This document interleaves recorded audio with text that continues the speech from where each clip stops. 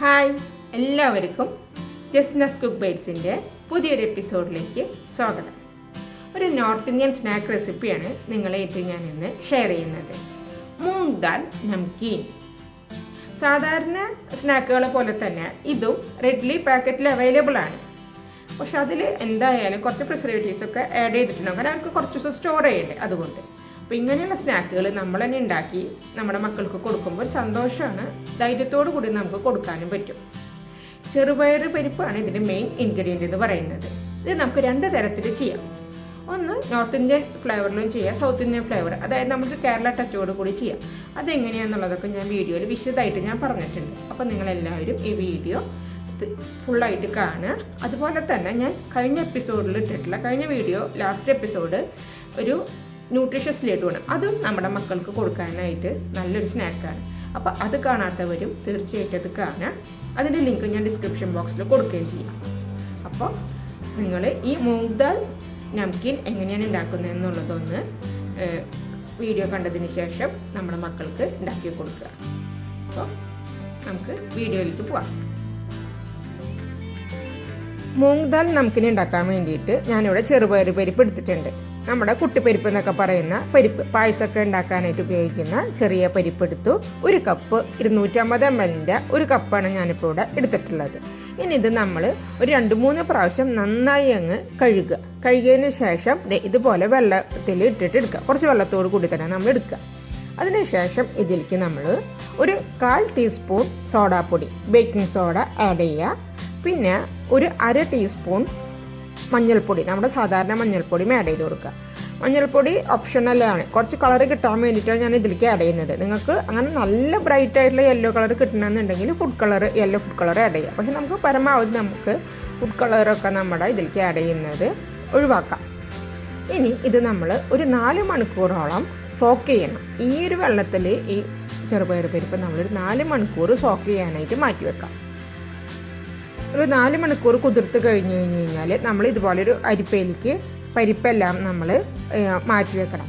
അതിനുശേഷം നമ്മൾ നല്ല വെള്ളം കുറച്ചധികം എടുത്തിട്ട് ഇതുപോലെ ഒഴിച്ച് നമ്മൾ കഴുകണം. നമ്മൾ തിരുമ്പി കഴുകാൻ പാടില്ല. കാരണം തിരുമ്പി കഴുകി കഴിഞ്ഞ് കഴിഞ്ഞാൽ ആ പരിപ്പെല്ലാം പൊട്ടിപ്പോവും. ഇതുപോലെ ഒരു പാത്രത്തിൻ്റെ മേലെ അരിപ്പ് വെച്ച് നിറയെ വെള്ളം ഒഴിച്ച് 1-2 പ്രാവശ്യം ഇങ്ങനെ ഇതാക്കി കഴുകിയെടുത്താൽ മതി.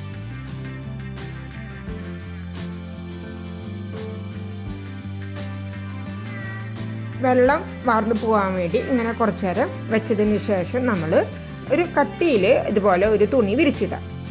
അതിലേക്ക് ഈ നമ്മൾ കഴുകി വാറ്റി വെച്ചിട്ടുള്ള പരിപ്പ് ഫുള്ളായിട്ട് ഇട്ടിട്ട് നന്നായിട്ട് അങ്ങ് പരട്ടി കൊടുക്കുക. പരട്ടി ഇങ്ങനെ സ്പ്രെഡ് ചെയ്തിട്ട് ഇടുക. നമുക്കിതിലുള്ള ആ ഒരു ഈർപ്പുണ്ടല്ലോ, നമ്മൾ കഴുകിയെടുത്തതിന് ശേഷമുള്ള ഈർപ്പം മുഴുവൻ പോയി കിട്ടണം. അതിന് വേണ്ടിയിട്ടാണ് നമ്മളിങ്ങനെ പരത്തിയിടുന്നത്. എന്നിട്ട് നമ്മൾ ഒരു 1/2 മുതൽ 3/4 മണിക്കൂർ വരെ ഫാൻ ഇട്ടിട്ട് ഇതുപോലെ ഒന്ന് ആക്കിയിട്ട് കഴിഞ്ഞ് കഴിഞ്ഞാൽ പെട്ടെന്ന് തന്നെ ഇതിലുള്ള ആ ഒരു ഈർപ്പം പോയി കിട്ടും. നമ്മളിതിങ്ങനെ സ്പ്രെഡ് ചെയ്തിട്ടിട്ട് ഒരു 3/4 മണിക്കൂർ കഴിഞ്ഞിട്ടുണ്ട്.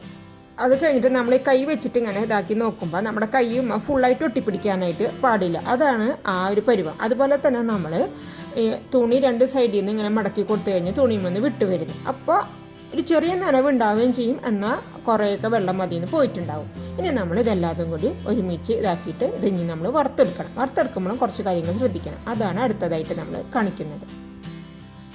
ഇതുപോലെ കുഴിയുള്ള ഒരു ചീനച്ചട്ടി അടപ്പത്ത് വെക്കുക. അതിലേക്ക് നിങ്ങൾക്ക് ഇഷ്ടമുള്ള ഓയിൽ ഏതാണെന്ന് വെച്ച് കഴിഞ്ഞാൽ ഒഴിച്ചു കൊടുക്കുക. എന്നിട്ട് തീ നല്ല ഹൈ ഫ്ലെയിമിലായിരിക്കണം. എണ്ണ നന്നായിട്ട് ചൂടാവണം. എന്നാലാണ് നമ്മുടെ ഈ ചെറുപയർ പരിപ്പ് നന്നായിട്ട് പൊരിഞ്ഞതായിട്ട് വരുള്ളൂ. ഇനി നമ്മൾ എണ്ണയുടെ ആ ഒരു ചൂടിൻ്റെ പാകം അറിയാൻ വേണ്ടിയിട്ട് ഒരു പരിപ്പ് എടുത്തിട്ട് അതിലേക്ക് ഇട്ട് കൊടുക്കുക. അപ്പോൾ നമ്മൾ ഇട്ട് കൊടുത്ത് അപ്പോൾ തന്നെ ഇങ്ങനെ മൊരിഞ്ഞ് പൊന്തി വരണം. അത് അപ്പോൾ നമുക്ക് എണ്ണ വറക്കാനുള്ള പാകമായിട്ടുണ്ടെന്ന് മനസ്സിലാവും. ഒരു അരിപ്പയിലേക്ക് നമ്മൾ കുറച്ച് ചെറുപയർ പരിപ്പ് ഇട്ട് കൊടുക്കുക. ആ അരിപ്പ അങ്ങനെ തന്നെ നമ്മൾ ചൂടായി കിടക്കുന്ന എണ്ണയിലേക്ക് ഇറക്കി വെക്കണം. നമ്മൾ ഇറക്കി വെക്കുമ്പോൾ ആദ്യം ഇങ്ങനെ പതഞ്ഞ് പൊന്തി വരും. അപ്പോൾ നമ്മൾ ആ അരിപ്പ പൊക്കിയും താഴ്ത്തിയും കൊടുത്തിട്ട് നമ്മളത് അഡ്ജസ്റ്റ് ചെയ്തിട്ട് പൊരിക്കണം. കുറച്ച് കഴിയുമ്പോൾ ഒരു 1-2 മിനിറ്റ് കഴിയുമ്പോൾ നമുക്ക് കാണാൻ പറ്റും നമ്മൾ വെളിച്ചെണ്ണയിലേക്ക് അരിപ്പ ഇറക്കി വെക്കുമ്പോൾ മേലെ ഇങ്ങനെ നമ്മുടെ പരിപ്പ് മൊരിഞ്ഞത് ഇങ്ങനെ ഫ്ലോട്ട് ചെയ്ത് കിടക്കുന്നതായിട്ട്. അപ്പോൾ നമുക്ക് മനസ്സിലാക്കാൻ പറ്റും നമ്മുടെ പരിപ്പ് മൊരിഞ്ഞ് കിട്ടിയിട്ടുണ്ട് എന്നുള്ളത്. നന്നായി മുരിഞ്ഞ് വന്നു കഴിഞ്ഞ് കഴിഞ്ഞാൽ നമ്മൾ ഇതുപോലെ അരിപ്പയിലിട്ടൊന്ന് തട്ടി എണ്ണ കളഞ്ഞതിന് ശേഷം ഒരു ടിഷ്യൂ പേപ്പറിലേക്ക് ഇട്ട് കൊടുക്കുക. നമുക്ക് ആ ഒരു എണ്ണ അബ്സോർബ് ചെയ്യാൻ വേണ്ടിയിട്ടാണ് നമ്മൾ ഇതുപോലെ ടിഷ്യൂ പേപ്പറിലേക്ക് മാറ്റുന്നത്. ഇതുപോലെ പല പല പ്രാവശ്യമായിട്ട് നമ്മൾ എടുത്തു വെച്ചിട്ടുള്ള ചെറുപയർ പരിപ്പ് ഫുള്ളായിട്ട് പൊരിച്ചെടുക്കണം. നമ്മൾ ഓരോ വട്ടവും നമുക്ക് പൊരിച്ചെടുക്കാനായിട്ട് ഏതാണ്ട് ഒരു 2 മിനിറ്റൊക്കെ മതിയാവും നമ്മൾ ഓരോ ബാച്ചും നമുക്ക് പൊരിച്ചെടുക്കാനായിട്ട്. അതിൽ കുഴിയുള്ള ചീനിച്ചട്ടി ആവാനായിട്ട് ശ്രദ്ധിക്കുക. അതുപോലെ തന്നെ എണ്ണയുടെ ചൂടും, എണ്ണ നല്ല ചൂടിലായിരിക്കണം, ഹൈ ഫ്ലെയിമിലായിരിക്കണം നമ്മൾ വെക്കേണ്ടത്. ഈ 2 കാര്യങ്ങളും ശ്രദ്ധിച്ചു കഴിഞ്ഞ് കഴിഞ്ഞാൽ നമുക്കിത് പെട്ടെന്ന് തന്നെ നമുക്ക് ചെയ്തെടുക്കാനായിട്ട് പറ്റും. ചെറുപയർ പരിപ്പ് എല്ലാം ഞാൻ പൊരിച്ച് മാറ്റി വെച്ചിട്ടുണ്ട്.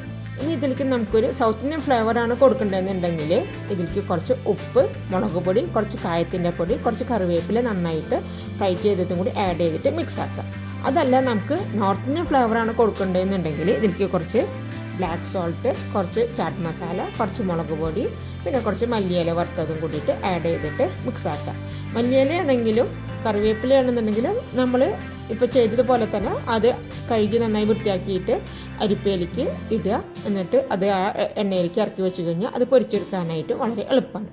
അപ്പം നിങ്ങളെല്ലാവരും തീർച്ചയായിട്ടും ഈ റെസിപ്പി ട്രൈ ചെയ്തിട്ട് നോക്കണം. സാധാരണ നമ്മൾ ഉണ്ടാക്കുന്ന സ്നാക്കിൽ നിന്ന് കുറച്ച് വ്യത്യാസമുണ്ട് ഇതിന്. അപ്പോൾ അതുകൊണ്ട് നിങ്ങൾക്ക് എല്ലാവർക്കും തീർച്ചയായിട്ടും ഇഷ്ടമാവും. അപ്പോൾ ഇനി വേറൊരു റെസിപ്പിയായിട്ട് നമുക്ക് കാണാം. അപ്പോൾ എല്ലാവർക്കും താങ്ക്സ് ഫോർ വാച്ചിങ്.